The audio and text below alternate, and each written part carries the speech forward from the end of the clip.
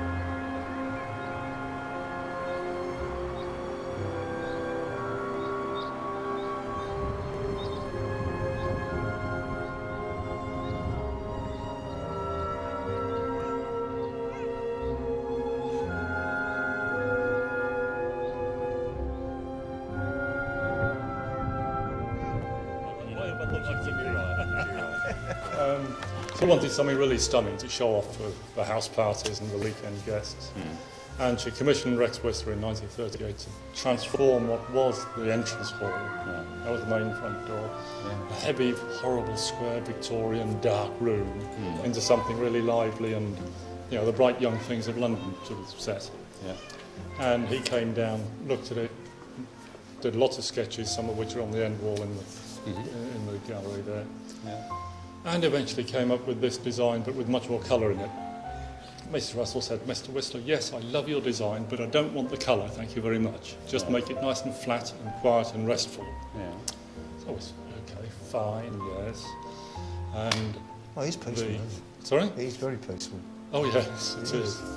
And the local builder was brought in, a firm from Andover, who stripped out all the Victorian, stripped it back to the brickwork, filled in a door over there, put in this barrel vaulting, and put the beading on the ceiling, replastered the lot. Perfect bit of plaster, it's dead flat, wonderful.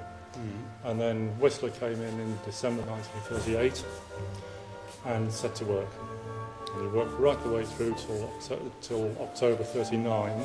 He was actually working in this room when war was declared, because he'd written up above the bay window there, "I was painting this ermine curtain when Britain declared war on the Nazi tyrants." And signed and dated. And that is... And that is up there, if the right hand of the two pillars that's facing you. Yeah. Go up there to the left on that little, you can see the little diagonal bit of green rope. Yeah. What looks like green rope is that piece there. Yeah. So it's up there. You can't see it from ground level. No. And so, as I say, he was painting this room then. He went off for basic training with the Welsh Guards, came back for 2 or 3 weekends and finished it as it is now in October 39. He was commissioned to do other things in the house, particularly furniture for this room. So he left his paintbrush up on the ceiling I there. see that left up the there. paintbrush there to signify that he was coming back. Yeah. Did He it? did. No, he was killed. Oh, was it? Ah. July 1944, soon after D-Day. Oh, that's Landed tragic, in isn't France with his tank company. Was progressing through France. One of his tanks, not his, but one of his company got snarled on barbed wire. He got out to help.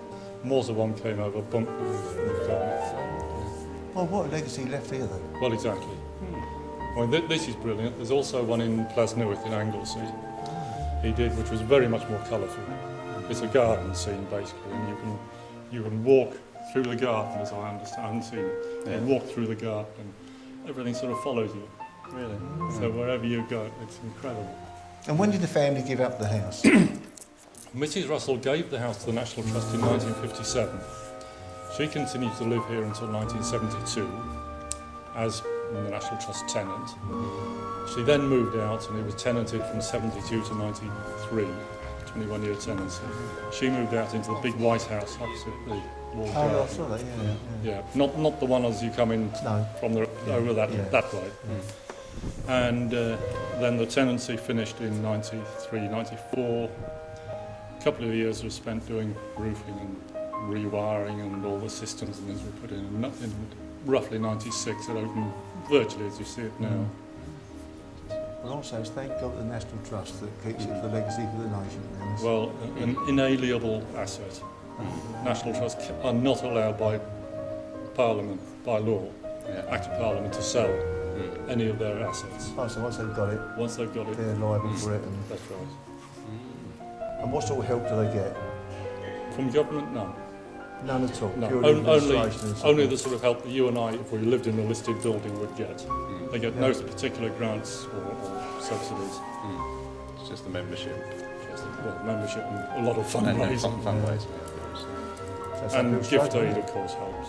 Oh, yes. It's got the uphill struggle because the maintenance and the Oh, indeed. It must be unbelievable. Yeah. And thanks for people yourselves that give you your own free time up as well. So this is another one that wants to get out of shopping, isn't it? Yeah, that's right. Just like your mate there, he said, I'll come here, I don't get paid for it. I said, no, we can get out of shopping, so I'll get the table for you. Indeed. And your tea's on the table when you get home as well. Yeah, usually. Hopefully. Aren't you lucky? Either that or the pint goes down well and you have some lunch in the pub. That's right, yeah. I mean, Rex was a real character. Very good artist, of course, signs his work. So you've got his name on this book, and start and finish dates, when he started it, when he finished it. And all of those